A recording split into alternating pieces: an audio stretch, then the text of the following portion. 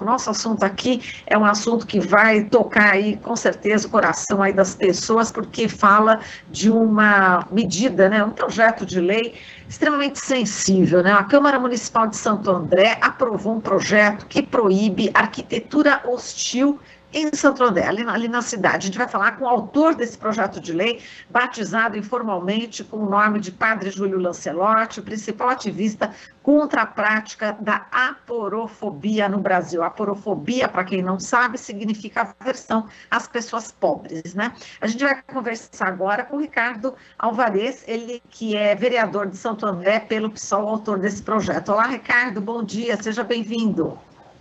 Bom dia, Marilu, bom dia aos ouvintes da RBA TVT, é um prazer estar aqui com vocês.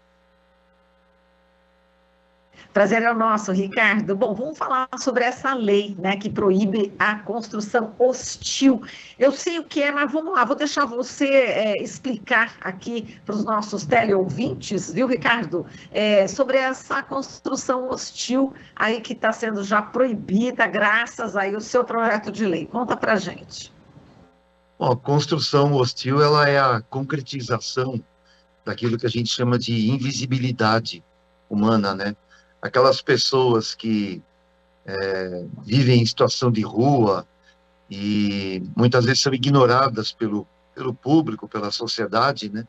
A arquitetura hostil é concretizar essa invisibilidade, ou seja, elas são vistas, e o poder público usa de determinados métodos construtivos que expulsam elas de locais de, em geral, grande circulação de pessoas, para que elas se tornem mais invisíveis ainda do que elas são, né? É empurrar essas pessoas e a pobreza para áreas de menor circulação de pessoas. Então, o nosso projeto ele vai na linha de proibir que esse tipo de arquitetura seja aplicada na cidade e forçar com que o poder público crie políticas públicas de atendimento a essas pessoas, né? E não de ignorá-las, né? E de empurrá-las para uma maior invisibilidade, né? Exato, a gente lembra que dessa construção, uma construção bastante polêmica na época, né, quando foi construída justamente essa obra hostil, essa arquitetura hostil, ali exatamente na Avenida Paulista, né, embaixo daquele viaduto, nas proximidades ali já da Rua da Consolação, e a gente tem a imagem também do padre Júlio Lancelotti, numa dessas obras hostis, de arquitetura hostil, ele pegando a picareta e ele mesmo, né, com a idade que ele tem, ele quebrando ali o concreto. Então, foi um ato simbólico e foi um ato ali na prática, né? Ele foi lá e quebrou essa barreira, né, contra as pessoas pobres, não é isso? E você faz uma homenagem ao padre Júlio Lancelotti, né, Ricardo? Sim, quero aproveitar a oportunidade e completar que nós apresentamos esse projeto, ele foi aprovado agora, mas ele tramitou por 2, 3 meses, né? E nós apresentamos o projeto e, ao mesmo tempo, nós apresentamos um projeto de um título de cidadão andrense para o padre Júlio, pelos trabalhos e pela ação que ele exerce como um cristão, né? E a Câmara aprovou o título de cidadão, tivemos com o padre Júlio há 15 dias atrás aqui em São Bernardo, conversamos com ele sobre isso, né? E nós queremos fazer um ato político de entrega do título de cidadão para ele, e também coleta de alimentos, roupas, etc., como ele tem feito essa campanha contra a aporofobia. Então, o projeto de condenação de arquitetura hostil, vamos dizer assim, está nesse pacote de ações, né? Nós tivemos outras iniciativas na Câmara, mas está nesse pacote de ações de preocupação social, né, contra a invisibilidade das pessoas, que cresceu, é importante dizer, que cresceu e explodiu no governo Bolsonaro, né? Então, é desemprego, fome, miséria, é mais gente vivendo em situação de rua. Então, o poder público tem que combater essa situação e não apenas tratar essas pessoas como um empecilho, né, para um eventual higienismo urbano que nós condenamos, né?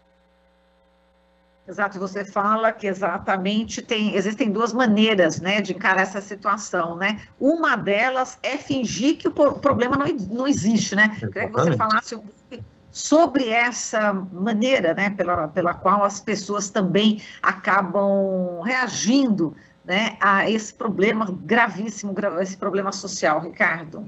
Você colocou muito bem, é um problema gravíssimo, porque pessoas em situação de rua, né, aqui em Santo André, por exemplo, explodiu, né? Uma quantidade de pessoas vivendo ali em volta da estação de trem, até próximo da Câmara Municipal do Paço Municipal, né? Na estação de trem, na Avenida Perimetral, ou seja, tem uma quantidade de pessoas vivendo nessas condições muito grande. Então, o poder público não pode ignorar. O projeto não é um projeto que estimula com que as pessoas vivam na rua, ao contrário, é um projeto que proíbe a hostilização dessas pessoas por parte do poder público e, ao mesmo tempo, cobra com que o poder público atenda essas pessoas para que elas não vivam nessa situação. Hoje nós estamos no terceiro dia do inverno, né? Tivemos uma semana passada muito fria, e há notícias que correm no Brasil de pessoas que morrem de hipotermia, né? Então, a prefeitura tem que agir no sentido de acolher, e não fazer de conta que não existe, ampliando a invisibilidade. Infelizmente, né, hoje, na sociedade brasileira, tem pessoas que aplaudem essas medidas, né, higienistas. Nós entendemos que não, é um ato de respeito humano, é um ato de acolhimento, é um ato de integração social, prestar atenção nessas pessoas, né? O projeto vai nessa linha. E o padre Júlio Lancelotti, ele tem feito um grande trabalho nesse sentido, de chamar atenção para esse problema, não só na capital, em São Paulo, né? Mas em todo o Brasil. Por isso nós demos o nome do projeto de Projeto Júlio Lancelotti, em função desse trabalho insistente, persistente e altamente valioso que ele vem fazendo e inspirando muita gente para que faça isso. Falando em respeito humano, né, que você falou, são seres humanos, não é isso? E eu sei, né, Ricardo, pela tua sensibilidade, que você conversa com essas pessoas, né? Enfim, você está aí no dia a dia. O que elas falam, Ricardo? O motivo, né, pelas quais elas estão na rua, o que você pôde, né, nessa conversa, saber dessas pessoas? O que é mais incrível na vida dessas pessoas, que normalmente o público mais alienado, menos sensível, acha que elas vivem na rua por opção, quando é exatamente o contrário, é falta de opção. É isso que as levou para a vida nas ruas, né? E o que chama atenção na vida delas é que essas pessoas, até pouco tempo atrás, viviam em família, estavam empregadas, né? Tinham um convívio social. E o desemprego, né? A incapacidade de pagar o aluguel, né? Problemas de relacionamento, ou seja, coisas que acontecem com quaisquer famílias, né? Ainda mais num país incerto e tão instável como é o Brasil, do ponto de vista econômico, político e social, elas acabaram atravessando essa linha tênue, né?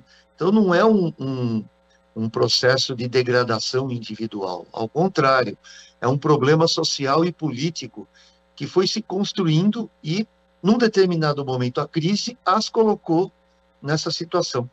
Então, eram pessoas que tinham um convívio familiar até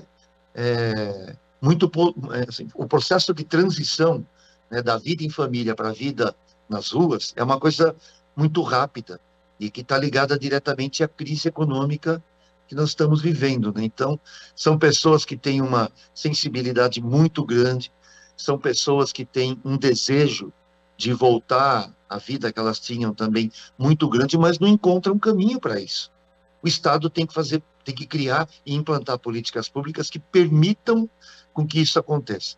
E não desperdiçar dinheiro, né, com obras e equipamentos urbanos que varram essas pessoas para lugares distantes de onde o público transita, né? Isso não resolve, é desperdício de dinheiro. né? É higienismo associado a desperdício de dinheiro público que podia estar sendo usado no atendimento a essas pessoas. Imagina pegar esse dinheiro, comprar comida mesmo, né? Alimentos, né, para essas pessoas. Realmente, Ricardo, só para a gente terminar aqui falando em política pública, a gente está falando das pessoas que estão morando nas ruas. O Minha Casa Minha Vida foi desmantelado pelo governo Bolsonaro. Enfim, não existe, né, uma política pública para pessoas, né, de baixíssima renda, né? Esse é um problema, né? O Minha Casa Minha Vida, ele foi desmantelado e, o que é pior, não foi colocado nada no lugar. Então, o problema da moradia, em especial nos grandes centros urbanos do Brasil, se agravou.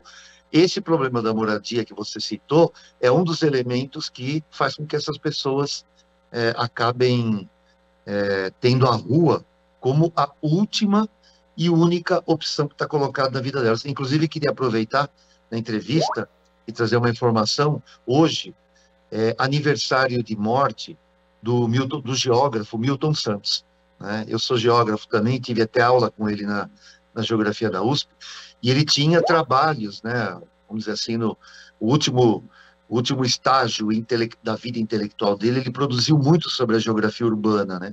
Então ele tratava muito dessa questão do peso da moradia na construção de uma sociedade mais justa, mais igualitária, né?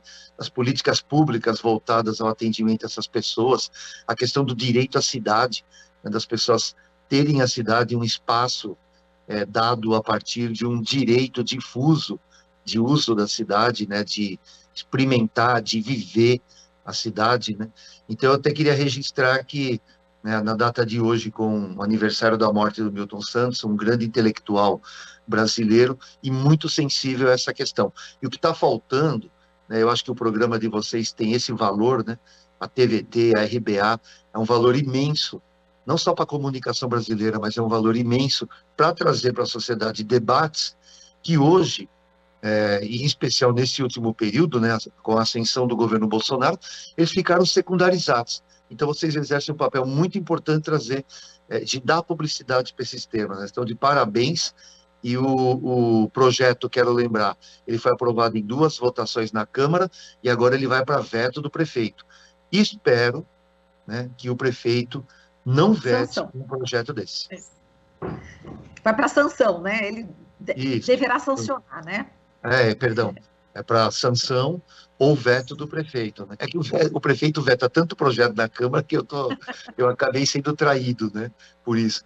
Mas eu espero que o prefeito não vete e sancione esse projeto, né? Estamos contando com isso e vamos pressionar o prefeito para que isso aconteça. Ricardo, a gente agradece aqui a sua participação, parabéns pelo seu projeto de lei, com tamanha sensibilidade, né? Então, a gente volta a falar com você em outra oportunidade, hein, Ricardo? É um prazer aqui recebê-lo. O prazer é todo meu, parabéns pelo trabalho que vocês fazem, de grande importância, de um resgate de um país mais justo, mais igualitário, tratando desses temas. Obrigado pela oportunidade e a luta continua pela sanção do projeto. Muito obrigada pelas lindas palavras aqui. Nossa equipe toda agradece e enche aqui o nosso coração, Ricardo. Um beijo para você. A gente tem que falar de amor, né? Tem muito ódio aqui no ar, né? Vamos espalhar amor aí. E a gente recebe com muito carinho esse seu amor. É outra pauta, boa. Um beijo, querido. Até mais. A gente conversou aqui com o Ricardo Alvarez, vereador de Santo André, pelo PSOL. Esta é a Rádio Brasil Atual.